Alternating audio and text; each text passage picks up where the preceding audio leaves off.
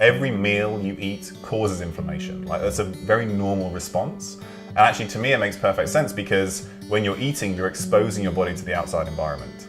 Because obviously the gut is directly connected to the outside environment, right? So you're basically like an inner tube, right? You sort of like go in and out all the way around. Right. And so you're exposing yourself to the outside environment, and then you're activating the immune system to be able to deal with whatever might come in. So when you have these endotoxins coming across, you sort of amplify that response, and you see an increase in inflammation, but then you also see an increase in insulin release, and we talk a lot about insulin and metabolic health.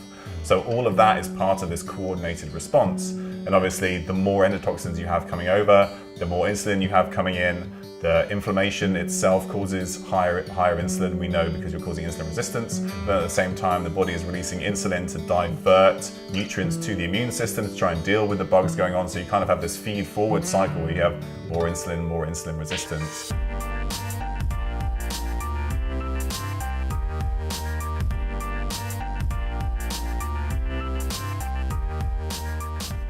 Hello friends, it's Mike here with High Intensity Health. Thanks for tuning back into another video. I'm super excited to be here with my friend Dr. Tommy Wood. We're going to talk about the microbiome and how high-fat diets can affect your microbiome and cause you to maybe hit a wall if you're in nutritional ketosis and not benefiting from how maybe you were benefiting. We're going to talk about the gut and ketogenic diet applications for athletes and much more. Dr. Wood, thanks so much for coming on the show. Oh, thanks for having me. We can talk about all the weight loss benefits attributed to nutritional ketosis, right? But there's this variable where fat is going, the microbiome, and if you were mentioning offline, if you have low bifidobacterium or high proteobacteria and having a lot of fatty coffee and all this, we can add fuel to the fire, right, in terms of inflammation. So maybe let's first start off with a little, get the context understood. You know, a lot of clients that work with you, keto works well for a while and then they kind of hit a roadblock. And so let's talk about that. Yeah, so this is something that we've been seeing more and more. So we spend a lot of time in like the keto, low carb space. Yeah. And then when you talk to people, they always have this story, which is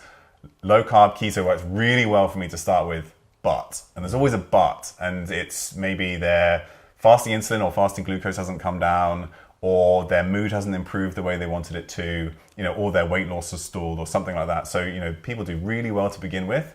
And then, so the people who are really popular and big in the low carb space, they're working with these people at the start. You see great benefit to begin with. Mm-hmm. But then when things start to go wrong, it's always like you reach out to the traditional keto people and they're like, well, you're just doing it wrong. So that's why we end up spending a lot of time talking about that, because we're trying to help people fix that last 10, 15% and get that last little bit of health that they want. Mm-hmm. And so what, in your experience particularly, is off with the gut? Is it improper fat digestion, like bile stagnation or gallbladder issues, or is it more dysbiosis and then, and maybe a lifelong of like low fat diets and we're just like causing this metabolic endotoxemia and absorption of these particles? Like, what have you kind of figured out with working with these? Yeah, so I think all of that becomes really important, and definitely we see, if you have a dysbiotic or inflamed gut, you'll often have upregulation of certain enzymes that will prevent you detoxing, through like the bile pathways. So you can get an upregulation of like the glucuronidases. So when you're detoxing something,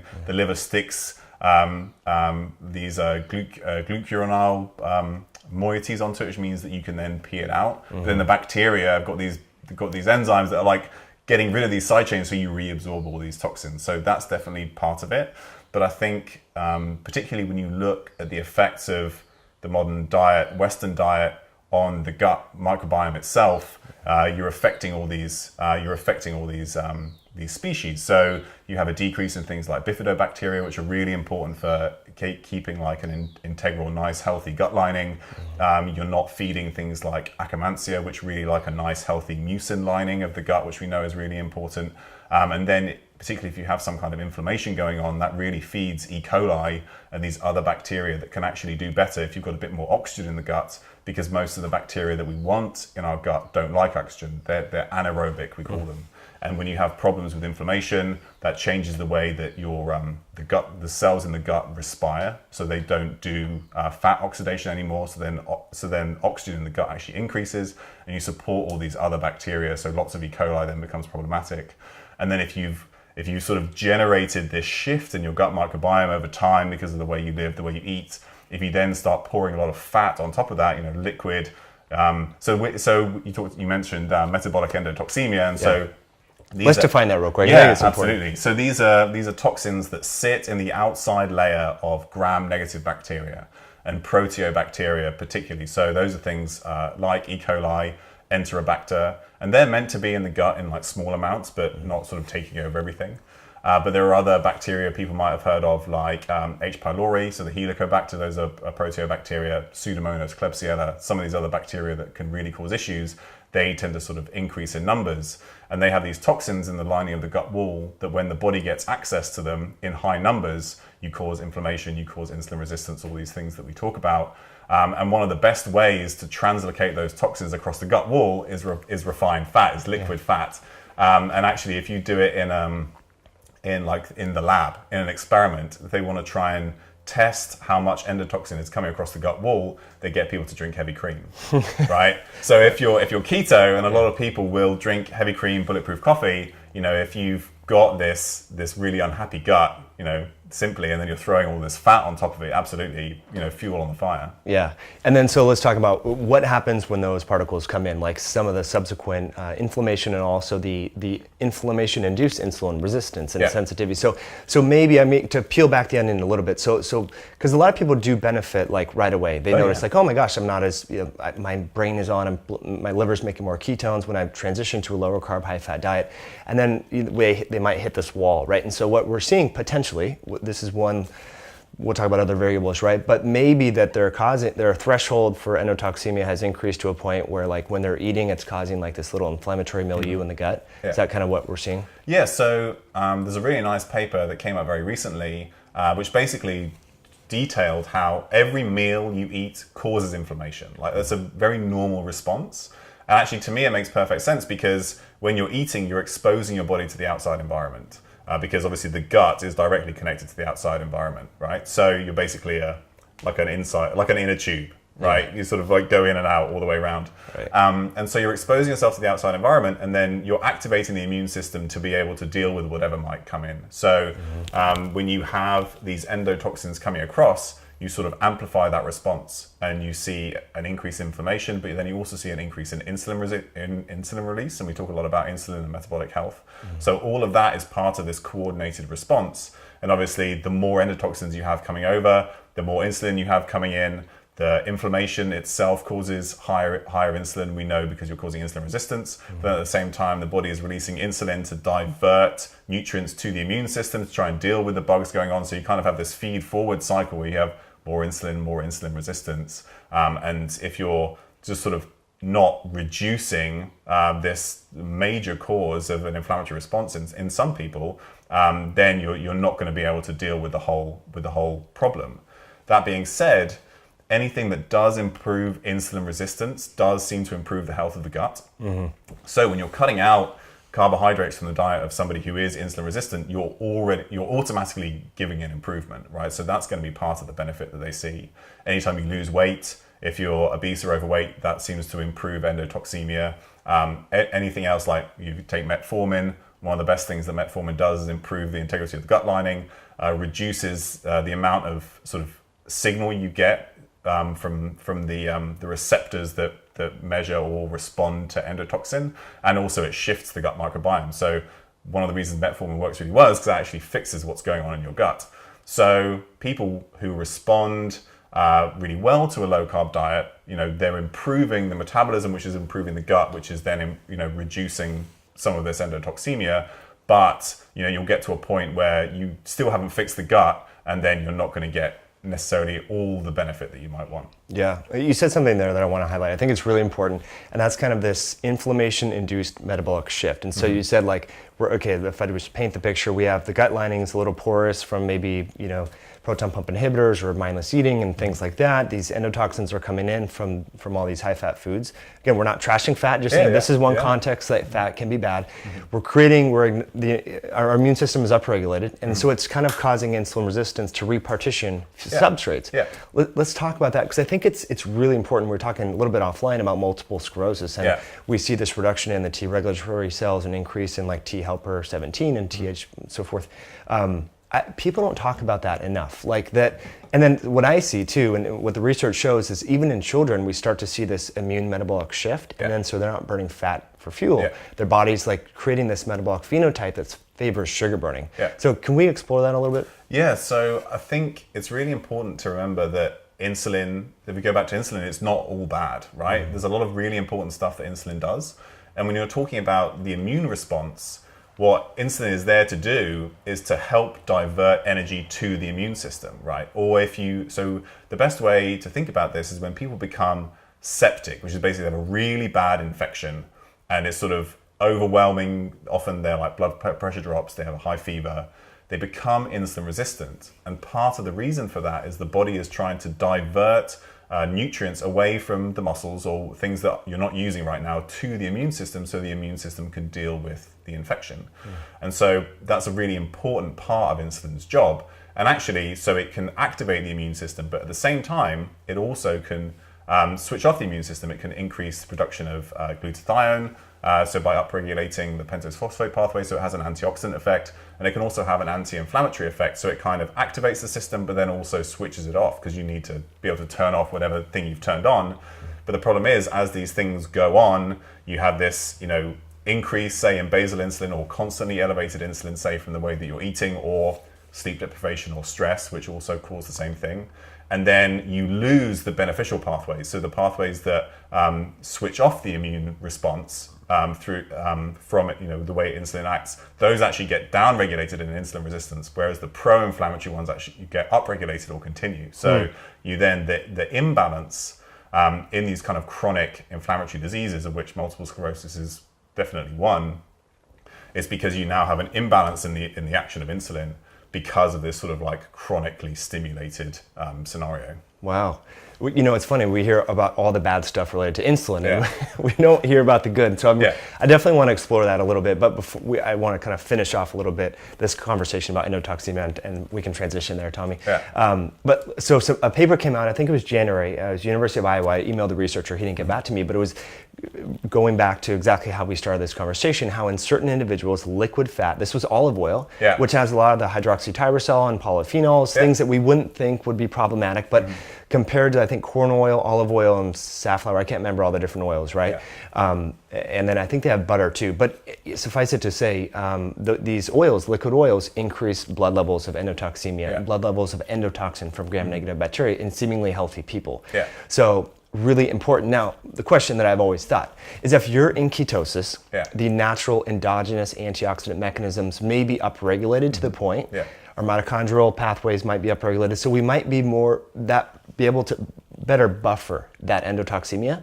Do you think that is part of it? I think that's definitely possible, and we also know that the ketones themselves can act to switch off certain inflammatory pathways, so you could definitely be more robust in terms of that endotoxemia. I think that's certainly possible. Equally, I don't think, I come from like the ancestral health, like evolutionary perspective kind of school. And when I think of in the wild, how often did I get refined liquid fat when I was a hunter-gatherer? I can't think of a single way to do that. You didn't have a blender? I didn't have a blender. I didn't have any way to like squeeze oil out of olives, right? I just ate olives, or I ate nuts or seeds or whatever. So I think, yes, if you're on a ketogenic diet, you're definitely going to be more robust in certain ways, probably to deal with those with those endotoxins. However, and you'll definitely become more insulin sensitive, so the insulin that you do have is much more likely to be having its beneficial effects. But I think you're definitely getting to a point where we've moved far enough away with these processed oils. We move far enough away from what maybe we're designed or evolved to eat, or how we're meant to eat, and maybe that's going to just prevent us getting that last little bit. That's a really important point, because we think that like a primal diet is low carbohydrate, high fat, right? But we're using like modernized high fat, kind of in the sense, like in the sense, because it's blended, it's heated, and so on. So that being said, Dr. Tommy, do you use like fatty coffee, bulletproof type coffee? So I do occasionally, and I have done. I've never really enjoyed the sort of just butter and coconut oil. My version had organic heavy cream, just because some of the proteins and things that you get in cream you lose in butter, and they potentially have some beneficial effects. So I mix heavy cream with egg yolks and then a little bit of MCT oil, and the egg yolks help emulsify the MCT oil, and that's my version. Nice. And I think it's actually another problem that I personally have with those fatty coffees is actually there's a lot of calories for not very much nutrition. So if I can get some egg yolks and stuff in there, I can sort of try and increase some of my nutrition at the same time. So I don't do it frequently. I like my coffee black, but if I'm having a creamer or something, I usually do something like that. Yeah, and so you'll separate the white, just put the yolk in. Yeah, and absolutely. blend it, or just kind of slow. Yeah, so so it's really if you just drop the egg into your coffee, you'd end up with scrambled egg in your coffee. So the way I do it is I shake it all up in a jar. So the egg yolks with the cream, a little bit of MCT oil, and then actually by the time you've created that mixture, you've sort of diluted the egg out enough that it won't cook, and you just get like a really nice creamy texture. And it doesn't taste eggy at all. Like you'd be surprised how good it tastes. I mean, I've been eating raw eggs since like 2006, so I'm fine with that. But is this raw too, or no? Yeah, it's raw. Yeah, cool. Yeah, absolutely. Okay. What I found, this is totally off the side step, but duck eggs are really, really good. Nice, yeah, the yolk is really thick. So, and they're big enough that you could probably just use. So I usually use 2 chicken eggs. You could probably just use 1 duck egg, which would be the same. Awesome. That's a really good tip. All right. Try that at home, folks. Pretty awesome. And then, so the choline in the egg will help to emulsify everything, like we're talking about. Yeah, absolutely. So we kind of introduced this just to kind of summarize a little bit, where people can do well on ketosis, they hit a wall, don't really do that well. So you find that gut health is a major variable that we have to look at. And another aspect that we haven't really talked about is fiber. And so when we drop the carbs, I think a lot of people are reducing the fiber. We know that's good for Faecalibacterium prausnitzii, Akkermansia, those bugs you mentioned that are healthy. So how do we encourage people, like if they hit a wall, is it counterproductive for them? Do they think like, wait, do you ever suggest more fiber? Yeah, so I don't.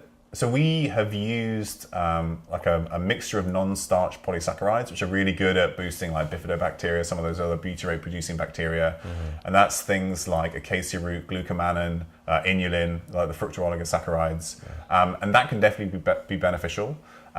Where those bugs like to get their food from is those sort of the plant cell walls, those kind of non-starch polysaccharides like chitin from mushrooms, things like that. So generally what we tend to do is just get people to eat more plants, right? So a nice variety of vegetables. If you're refining it down, I don't think you're getting as good of a benefit as you're getting, because you're going to get some polyphenols, the anthocyanins from berries, curcumin and the curcuminoids, they're not necessarily being absorbed, but they seem to have a really beneficial effect on the gut bacteria too. So getting it from just real plant foods, and you can if you definitely want to stay keto, really low carb, there are lots of vegetables that they're going to be able to help you out there. I'm a really big fan of berries. I don't think worrying about the carbs in berries makes any sense personally. There's a really nice study actually where they added berries to bread. This was in Finland, I think, and actually despite the berries adding more carbs, they reduced both the glucose and the insulin response to the bread. Wow. So if you are eating some carbs, eat some berries with that. There's so many good benefits that you're going to get from those. Absolutely, and also probably with fat as well, because of polyphenols in the berries and curcumin, they do better absorb with fat, definitely. And prevent that endotoxemia absorption.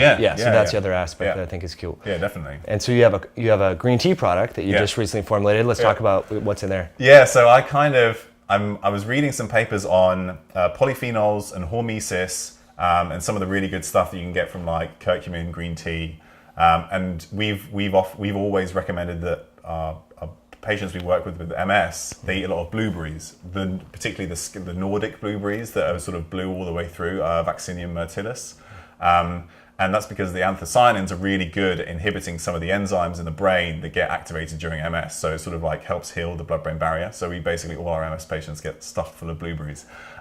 So I basically cooked up in my kitchen like a mixture of matcha green tea, some turmeric, some bilberry extract, so like some anthocyanins, turmeric, what else? Grapeseed extract, and some black pepper to help some of the absorption from the turmeric, and then also some broccoli seeds, so that you can get some of that sulforaphane NRF too. So all of that's kind of in one thing.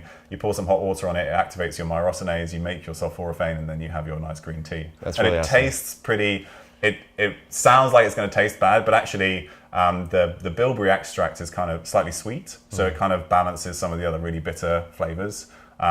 So yeah, we really like it actually. I just made it in my kitchen in my pestle and mortar, sort of like ground all this stuff up, and then I told people about it and everybody wanted to drink it, so I sent it around, and we're actually just looking to now sort of produce it to sell. That's awesome. All right, I'll put a link in the show notes if people are interested in learning more about that, which Yeah. is cool. All right, so we talked about the polyphenols and the fiber. So a major aspect about if you talk to a microbiologist or anyone studying the human microbiome is this notion of bacterial diversity, and diversity is really kind of important. Yeah. So maybe a problem people might face and something to keep in mind when you're going on a ketogenic diet is diversity in vegetables to improve that, right? Yeah, definitely. And I think diversity in general is considered to be a good thing. There are some studies that people like to dig up that show in certain scenarios diversity might be a bad thing. So I think particularly in people with Graves' disease, they seem to have like a more diverse gut microbiome. And so, there's always an exception to prove the rule, right? Yeah. So in general, particularly people with metabolic disease, obesity, insulin resistance, they have a reduced microbial diversity. It makes me think of this really nice paper,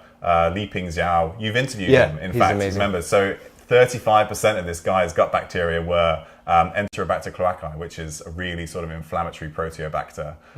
And so that's obviously a case of really severely reduced diversity. But we often see in people who come to us on a ketogenic diet, and we've even worked with some of the big names in the keto world, and you sort of look at what's going on in the gut, and it's just crickets, right? There's just nothing going on in there. Wow. There's sort of all the bacterial counts are low. And then, it's just not surprising that maybe their metabolic health isn't as good as they want it to be. And so kind of the solution is what we just talked about in the past little segment there was increase the diversity in the food, or are you doing like fecal microbiota transplantation or? Yeah, so we've done that, and we don't do it directly, but we've helped people or worked with people who have done that and have seen benefit. I do like to think of that as like a last case or, last stop scenario. Because I think there's a lot you can do before you get there in terms of increasing maybe you need to prune back some pathogenic bacteria, take some herbs, maybe even take some antibiotics, antimicrobials from your doctor, depending on what's going on in there. Then you can try and build back up some useful communities. But I mean, it can take a lot of hard work, right? And so actually some people who've really struggled on keto, I've taken them exactly the other way. So really low fat, like plant-based vegan, because you're just forced to eat so many and so like varied plants that you can sort of like force a shift in the gut microbiome. And actually it has similar benefits on metabolic health. It's just hard. It's hard work, right? So then you can sort of, I think you can sort of like force a shift in the microbiome. A lot of these people then feel a lot better, and then you can maybe transition back to more of a low carb style if that's what you want to do. That's beautiful. That's a really awesome point. You mentioned something there that I really wanted to drill in, but it lost me. Do people lose muscle mass when they go on like a vegan diet if they're athletic? Have you found that? No, I think there are definitely ways to support protein intake, and protein intake is really important. A lot, some of the vegan guys definitely say, we shouldn't worry about protein, shouldn't even mention macronutrients. It's not important. Depending on the intensity and the volume of exercise you're doing, I think protein is really important, both endurance and strength athletes.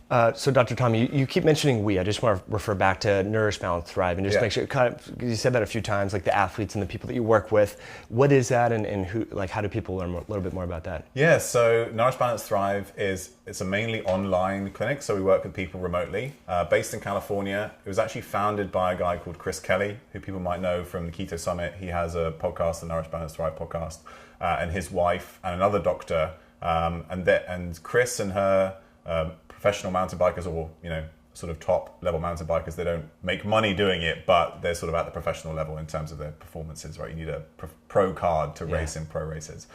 And like Chris he has a long story with his health, was doing the traditional low fat athlete, lots of cereal, all that kind of stuff, messed up his gut, couldn't find the answers with doctors, then had just met his now wife. She was a food scientist, kind of interested in paleo, autoimmune paleo. They did all of that. He fixed himself and was like, hang on a second, I need to help other athletes do this, because generally athletes are training too hard in the wrong way and eating the wrong food, and then they're messing up their health, right? And that's what they're told to do. They're told to spend all their time training at just below their anaerobic threshold, and then just go home and eat a load of pasta, and they're just like completely messes these people up. So he started this clinic. The way I met him, He was on the Rob Wolf podcast. Oh yeah. And I was listening to that, and I was in Norway doing my PhD at the time. I was like, here's a guy, he's British, he's in the US, he's doing this stuff, working with athletes, improving their health, I'm really interested in this stuff. So I booked a free consultation with Chris. I was like, hey, so how do you do what you do? Like, I really love the stuff that you're doing.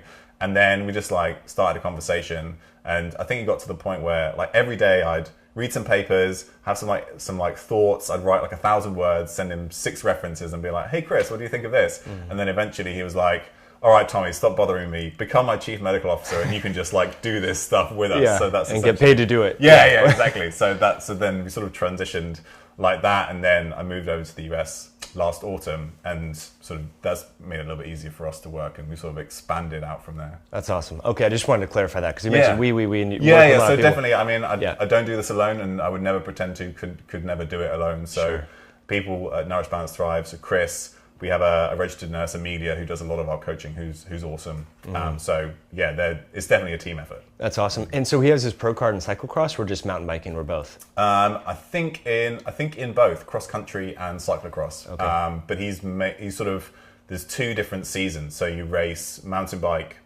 cross country mountain bike half the season, and then cyclocross the rest. But he mainly does cyclocross. Yeah, which is fall sport, right?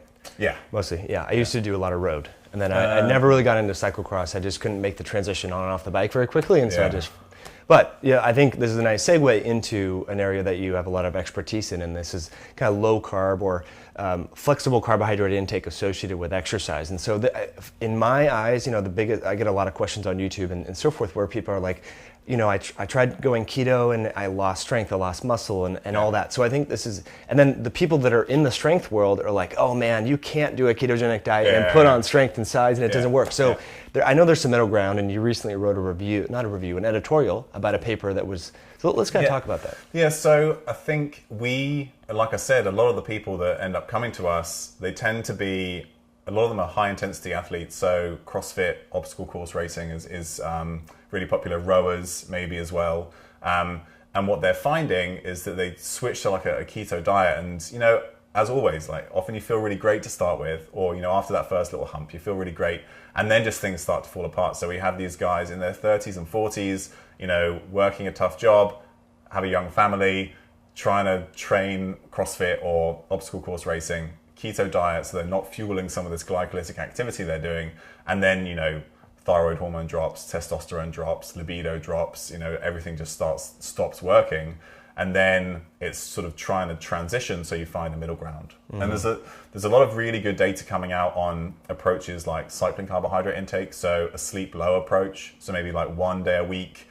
You do some high intensity exercise, try and deplete some of your muscle glycogen, then you eat low carb until the next morning. The next morning you maybe do a fasted aerobic workout for an hour or 2, actually below aerobic threshold, truly aerobic workout. Mm-hmm. Then after that you replenish carbohydrates. So you've switched, you've depleted glycogen, you've switched more into a fat burning mode, you're training that pathway, and then you can replenish your muscle glycogen, and then you can do some of the high intensity stuff, so you're not losing that top end either. And then that sort of gives you a really nice boost to performance. They're starting to show that. Even in strength athletes, like that approach, what you're talking about? Yeah, so this is mainly, most of the research has been done in triathletes. Mm-hmm. So they definitely tend to see a benefit from that. I think in the glycolytic sports, I think you're going to get a benefit too, because there's very few where you're doing purely aerobic or purely glycolytic. So if you're, say, an Olympic weightlifter, we've had some Olympic weightlifters who do really well on keto, and that's that. If they're doing low rep, 3 to 5 rep, clean and jerk, snatch, they're not doing really high volume squat workouts, they don't need all those carbs. Actually, they do really well, and it actually helps them maintain weight because they're a class-based sport. So some of those guys, actually keto works really well. But when you're in the middle ground, so say CrossFit, often it will be a combination of some really short, heavy glycolytic stuff, but also, maybe the workout lasts 30 minutes. So actually you're going to rely on fat burning for a good portion of that just to sort of get you through. Mm-hmm. So then actually cycling, it's the same with obstacle course racing. Sometimes those races are an hour long. You're not glycolytic for an hour. Yeah. So, boosting some of that fat burning capacity by spending some time doing fasted training or glycogen depleted training, then that's going to give you the metabolic flexibility, we call it, to try and achieve that. So I wrote this letter to the editor. There was a really nice It was a point counterpoint article in the Strength and Conditioning Journal, and so it was like a pro keto for athletes, and then a cons keto for athletes. And both sides were actually really good and very balanced, which I think is important because it's going to really depend on the athlete, which is what you want to achieve. I think the notion of metabolic flexibility, which was brought up by Mike T. Nelson, he was the counterpoint in this article. He was like, it's better for people to be flexible so they can use whatever substrate is best at the right time. And I think completely agree with that. Yeah. But one of the points that he makes is that people on a ketogenic diet might lose the metabolic machinery to do glycolysis. And I don't necessarily think that's the case. And if you look at people, so we talked about the FASTER study offline before we were talking, run by Finney and Volek, guys who were keto adapted for a year at least. They were endurance athletes, but they've done this they've been doing it for a long time. They're properly adapted. And then if you put them on, you do like a 3-hour sub-maximal run. I think it was 64% of VO2 max for 3 hours. And you compare those to high carb endurance athletes of the same performance level. You see that the low carb athletes, the keto athletes, have as much glycogen to start with, and they deplete glycogen just as fast as the high carb athletes, and then they replenish glycogen just as fast. So the ability to perform glycolysis is preserved in these guys. They are doing glycolysis. The problem is that they're not doing it for the same reason that the high carb athletes are doing it. So if people remember, if you do glycolysis, you're starting with glucose or glycogen, and then you're breaking it down in a pathway to produce pyruvate. And then pyruvate gets converted by an enzyme called pyruvate dehydrogenase to turn it into acetyl-CoA, which is basically moving that energy into the mitochondria so you can do your aerobic work. Mm-hmm. When you're keto adapted, your acetyl-CoA doesn't need to come from glucose, it's coming from fats or ketones. So instead, what you need is the thing that binds to that acetyl-CoA in the mitochondria, which is oxaloacetate. And when you're keto adapted, oxaloacetate drops or is diverted to gluconeogenesis. And we all, when everybody who's on a ketogenic diet seems to be worried about gluconeogenesis, but when you're keto, you are performing gluconeogenesis all the time. Yeah. Sorry to say. I'm so glad you talked about it. I want to talk about that, but carry on. Yeah. So when your oxaloacetate is going off to go into gluconeogenesis, and then you start doing exercise, you need to replenish that oxaloacetate. And that, when you're a keto athlete, that's going to come from your glycogen if you have some. It may need to come from muscle tissue, from amino acids, because you need something to actually bind to the acetyl-CoA so you can use it in your mitochondria. And that process goes via pyruvate carboxylase, so you convert pyruvate to oxaloacetate via pyruvate carboxylase. That's called anaplerosis.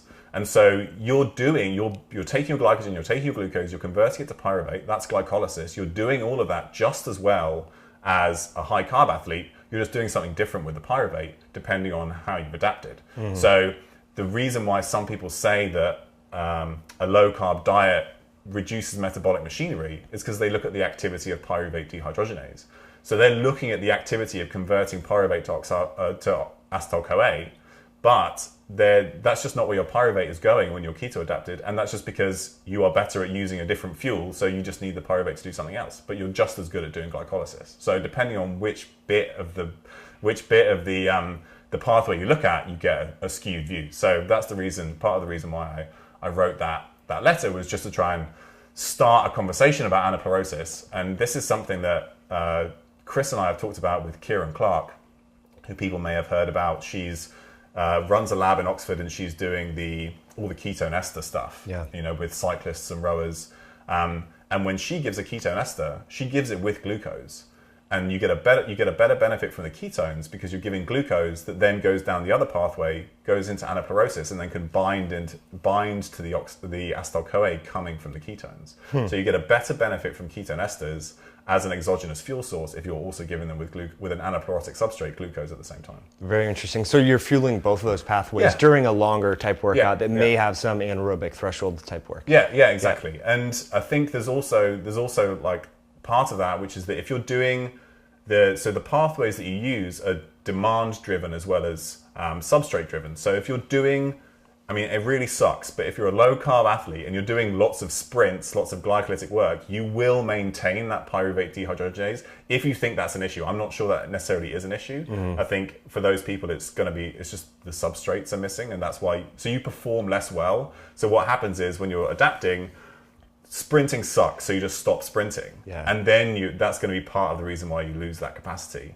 But if you want to be sprinting and performing at sprinting, you can definitely keep up the sprinting, and then you're going to be able to use those carbs the way you want to use them once you then refuel. Because if you want to perform in sprinting, you want to go out and race other people, you need to eat. You need to have some carbohydrate available for that, right? So it just depends on what your goals are and how you're training for them. Because the reason why that's needed, because the fats from ketones or beta oxidation are not going to be able to undergo gluconeogenesis fast enough to replenish some of that ATP. Is that what we're saying? Yeah, exactly. And I think if you're really well adapted, you will replenish that glycogen.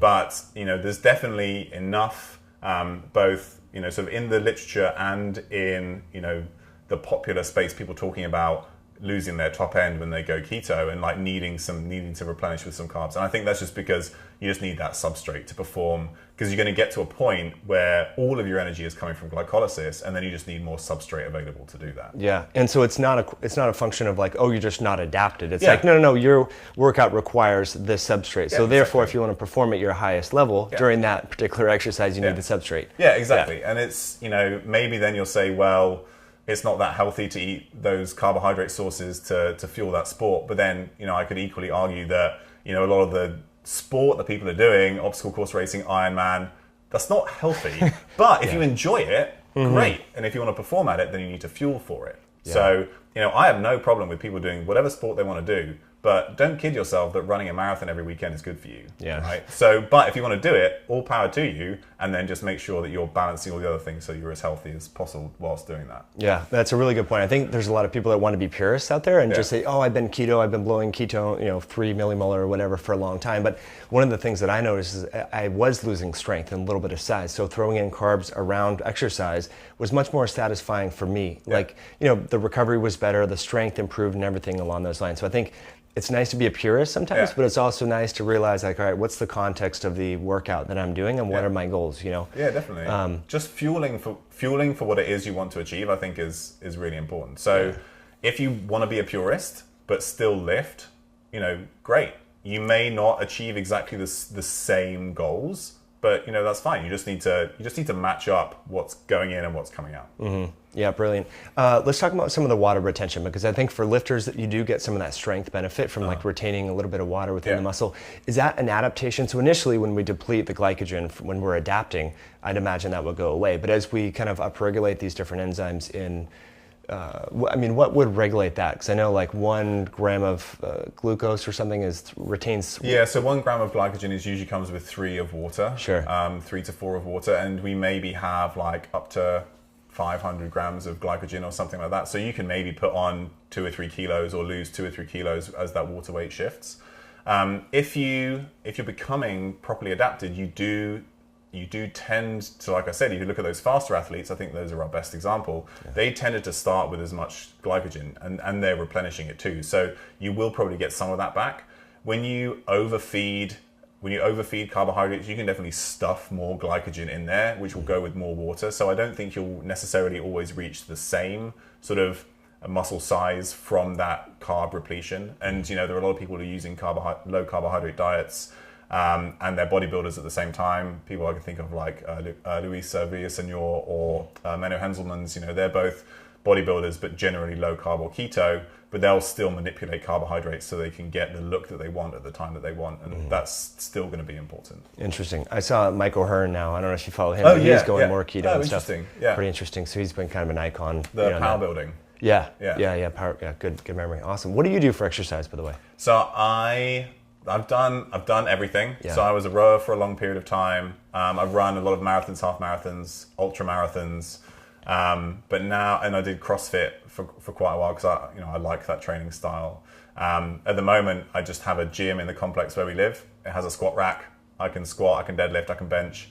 Actually, the weights don't go that high, so I usually have to find inventive ways to, basically doing every minute, just trying to increase the intensity with the weight that I have. So it's usually once or twice a week, at least, I'm doing some kind of squat or deadlift workout where like halfway through I'm like, oh, why did I think I was going to do this? Yeah. But I think it's that kind of, and that's cardio too, right? That's high intensity cardio at the same time. So I kind of, with limited equipment, I sort of like tick multiple boxes at the same time. So awesome. Yeah, when I travel, you kind of pre-fatigue the muscle you're going to work so that if you don't have that heavy weight, exactly. Work different. So you're still getting that hypertrophy and everything. Oh yeah, definitely. Yeah. And I actually, towards the end of my PhD, just because I was working all the time, I lost quite a bit of muscle mass, and I've put a good part of it back on. Yeah. I don't think I'll ever be as big as the time when I was like really concerted bodybuilding effort with the diet that goes along with that. I've done that and been sort of like 230, 235 pounds, but it's not a sustainable way to train or eat if you want to then be healthy in the long term. Yeah, I agree. You're about 215 right now, I guess? Okay. Oh, great guess. Yeah. I used to be a trainer, so I can kind of pick that out. Yeah. But let's transition a little bit then to maintaining muscle mass on a ketogenic diet. Do you know Rich Piana? He's huge on YouTube, Rich Piano. Anyway, I saw him in Tampa, Florida, and we were talking about, I was down there actually doing some filming with Angela Poff and others in our space, and he's like an icon at the gym. I just approached him and I was like, hey, what do you think, about all these, different things? And he was like, yeah, the reason why I don't like the ketogenic diet is it's hard to put on muscle associated with that. And there's some interesting research coming out of different labs about muscle protein synthesis being upregulated. And we talked a little bit about insulin before. Yeah. What have you found in that personally and then in the data in terms of like, Yeah, that's a really good question. And I think in terms of getting like that pure anabolic response, having higher spikes in insulin could definitely be beneficial. But when you look at the data in terms of like muscle adaptation to resistance exercises, which is what we want, actually being low carb doesn't really seem to hinder that as long as protein intake is adequate. So if you have a good protein intake, of course, some people worry about protein because it's going to suppress ketone production, or it's going to suppress the ketones circulating in the body, which is maybe what they're measuring, and they're worrying about that. So if protein intake is adequate, I think you can probably frequent enough too. So often if people are restricting their eating window and reducing protein intake and reducing carbohydrate intake, I think all of those together are definitely going to potentially cause issues in terms of muscle growth. We know that if people are on a ketogenic diet, often they're just less hungry. And when I've been strict keto, like I've really struggled to maintain mass myself. I did exactly the same thing, just because I wasn't hungry. I just couldn't face eating the calories I needed to eat. So if you can find a way to get enough protein, then it's probably not going to be an issue, but you might need to like expand the eating window, make sure you're getting, you're not getting longer breakdown times. It's also going to depend on the intensity of your workouts and how well you fuel around them. But I think it's possible, but maybe not if you're, but again, when people are talking about building muscle and worrying about their diet, the most important thing is getting into the gym and doing the right training at the right time and then recovering from it. And so everybody's worried about whatever supplement or how many protein shakes or like, in reality, that stuff doesn't matter, because what really matters is consistency in training, making sure you're getting the right stimulus. And then if you have enough protein intake around that, you could probably get most of the way there. Yeah, really good point. Yeah, Frank Zane, Arnold Schwarzenegger, they didn't have all these pills and potions that we do now, right? Yeah, really good point. But the meal frequency is kind of that will spike insulin, which will slow down hepatic ketogenesis. So the levels of ketones, if you're trying to build muscle, may not be as high as someone who's just doing the ketogenic diet for health. Yeah, absolutely. So there's a trade-off. Yeah, there is a trade-off. And again, if you're somebody who's trying to build maximum muscle, you are probably not worried about the short-term health implications of that. It's very important to have muscle and strength for longevity, but the strength is much more important than the size, say. So if you are still getting stronger, or you're not dramatically losing strength, and muscle size doesn't matter to you, then that's fine. You can contract the feeding window, you can make sure you're getting smaller insulin spikes. But if you truly want to build muscle, again, we talked about this earlier, and you want to get as big as possible, then there's a trade-off between the goals that you want and the food that you eat. And you eat to fuel the goals, and then that's the decision that you made, and you be happy with it, and then you look better in the mirror, and that's great. And then maybe you're happier, and then that reduces your cortisol, and that has other benefits. It's just all a trade-off. Yeah, love that. You mentioned a little bit about athletes who, when they kind of keto adapt, their testosterone, thyroid hormone, and other things go down. Was that because they're trying too hard to fit like a square hole or a square peg into a round hole, and like not fueling the workout properly? Yeah, it's a combination of, so often when they come to us, there's like I said, there's something going on in the gut, so maybe we need to treat some kind of overgrowth or something. That's certainly part of it. Often it may be other stresses in their life, so they're not sleeping properly. So, we have some guys who talked about, actually a guy called Ryan, he won't mind me mentioning him because he's been on the podcast, he's talked about it. I've talked about his results on the podcast too. And he had like a new baby and there's all these other stresses, and then he's doing obstacle course racing and eating keto. So he's not eating enough calories, he's not fueling his workouts, he's got lots of other stresses going on at the same time. And then that's when you really start to see this sort of like metabolic crash, and the body's like, I don't have enough energy for all of this, so I just need to like something's got to give. Yeah, exactly. Right. And so that the energy needed to make testosterone, growth hormone, and all that just gets sequestered and goes somewhere else because it's kind of like a and it's sort of leptin and insulin are really sort of like our short-term and long-term energy sensing hormones, and they're really closely tied to our reproductive function, right? Because we know, so if you're talking about your testosterone levels, your sex drive, and it makes perfect sense, right? If there's no food around, life's too stressful, that high cortisol, low leptin is basically going to signal your HPG axis to say, right, enough of the testosterone for now, we need to just preserve ourselves, and then eventually abundance will come back and then we can reproduce. So. Interesting. Yeah, there was some data in South American individuals that were infected with parasites, and so their testosterone level was lower due to like this repartitioning of energy. Yeah, exactly. So it kind of replaced parasite with having a baby, stress, over-exercise and whatnot. Yeah. Interesting. So we've covered a lot, Dr. Tommy. This has been amazing. But let's finish off, if you don't mind, with the positive sides of insulin. You kind of hit on it and hinted at that a little bit. Yeah. I think it's great, because we don't hear about the pentose phosphate pathway, glutathione production. Yeah. What are some other things that we should consider? And with that being said, is a chronically low insulin diet, are we missing out on some of the benefits? Yeah, so if you ask guys like Chris Masterjohn, who people will probably know, he'll say definitely yes, right? You need some of that insulin, you need some of that glucose, and so one part of that is regenerating glutathione. So I mentioned that pentose phosphate pathway, which uses glucose as the starting point, is really important. Insulin will sort of increase flux through that pathway. You can regenerate your antioxidants, particularly if people who are exercising really intensely. They've shown that people who are doing, I think it was more than 6 hours of exercise per week, they actually have lower glutathione levels than people who are doing slightly less exercise, maybe like 4 hours a week. So, you actually need sort of some help boosting that pathway.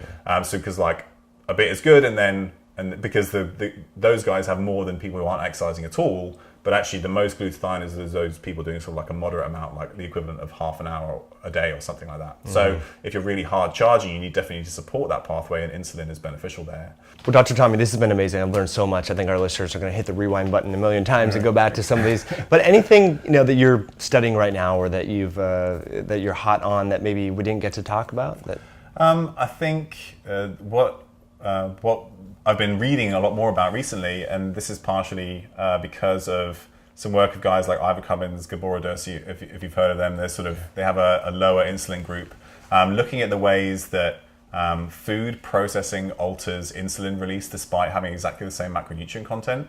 I think that's just really, really fascinating. So basically, the amount that you grind up, make a paste, boil your carbohydrate or protein, say you turn your steak into hydrolyzed beef protein, or you turn your whole beans into mashed beans, that dramatically increases the insulin response despite having no effect on macronutrients. So I think that kind of food processing effect, and I think similarly when we talk about people who just think about macros, they're not thinking about the quality of the food and the state of that food when it goes into their mouth. They can have a huge metabolic effect that we're not really thinking about. So because of work those guys are doing and digging up, I've been reading a lot about that just because I think that's really interesting. Oh, it's super fascinating. And we can talk about the gut hormones and all the other aspects that are altered there. But yeah, it's a really good point. And so along those lines, like the smoothies and everything else, we are affecting glycemic response, even though it's a bowl of berries would be different process versus a smoothie. Yeah, definitely. Yeah. And I think, again, sort of we go back to the keto world.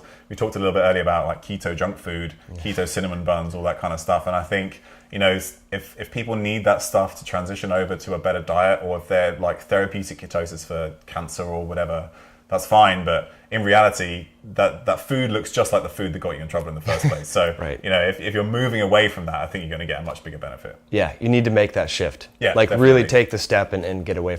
We saw the same thing in the paleo back in I was following it, and it started 2005. But then we saw the paleo donuts and the paleo this, and it was oh my gosh, we're not getting the point. The point is to really restore if we want to be primal and evolutionary, etc.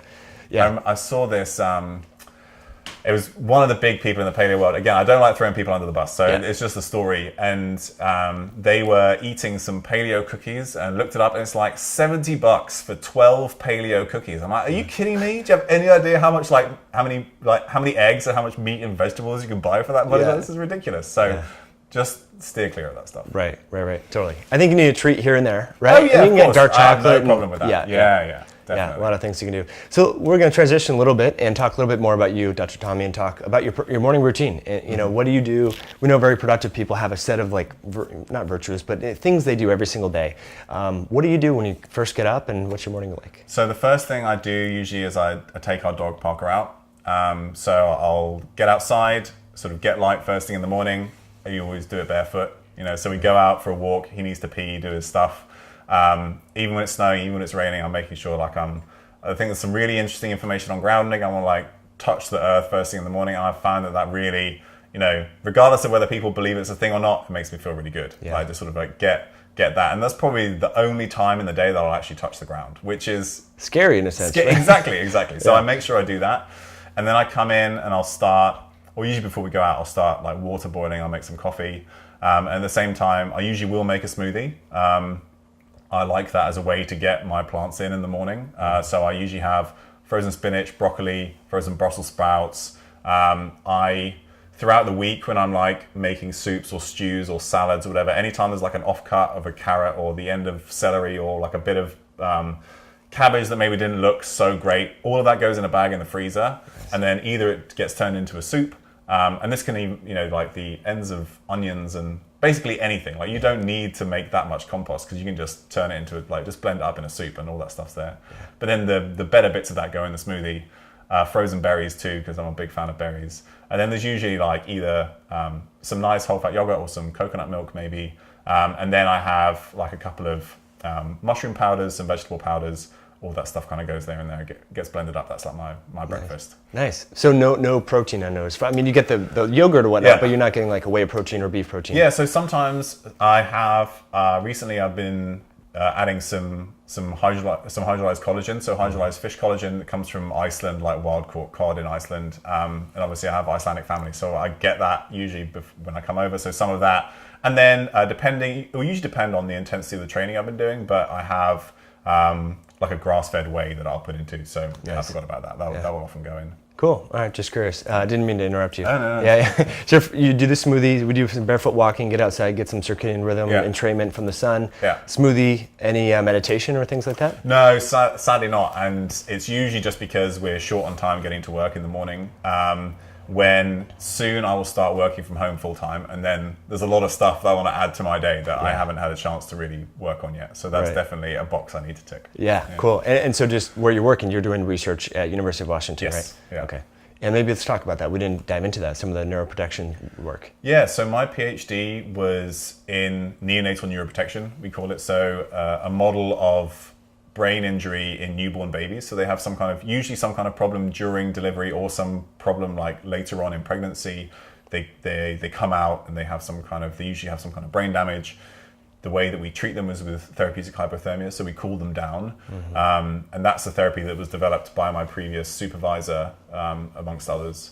And so I did my PhD in that, and now I'm looking more at models of premature brain injury. So particularly babies who are born very premature, they usually end up with some problem or problems with the development of the brain. So they maybe end up with cerebral palsy or autism, or if they're out in the world, they're susceptible to infections, and that inflammation causes problems in the brain too, autism, things like that. So trying to find ways to model and develop treatments for that. So that's what I'm doing at the moment. It's brilliant. It's like a day job. That's awesome. Brilliant.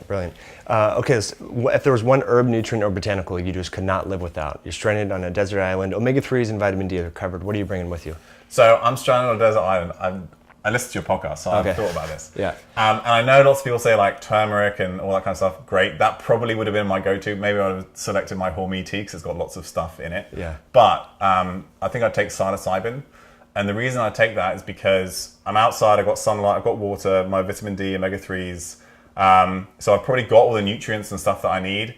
When I get depressed because I'm socially isolated, the psilocybin in small doses will help. Yeah. And if I know that the help isn't coming, I just want to go out in a blaze of glory, I'll just take the rest of it and like, go out in a massive trip. So that's why I take. Brilliant, very creative and thought through.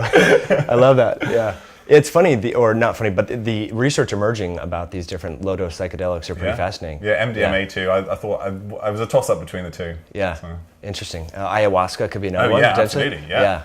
I have a friend who's really into that, does a lot of retreats and things and takes small doses of the ayahuasca and all that. So the final question here, you're meeting with a political figure in an elevator of sorts. What would you like to share with them when it comes to a lifestyle or health tip that would really move the needle and have a big impact on the world? Yeah, so if I could really change the way somebody thinks about this kind of stuff, I'd like to give them a lesson in evidence-based medicine. And because, evidence-based medicine has been really important for teaching us that maybe taking estrogens from horse urine isn't really good for your cardiovascular risk, or, taking antibiotics for your upper respiratory tract infection is a bad idea because it's viral. There's loads of great stuff that randomized controlled trials and analyzing that data properly has done.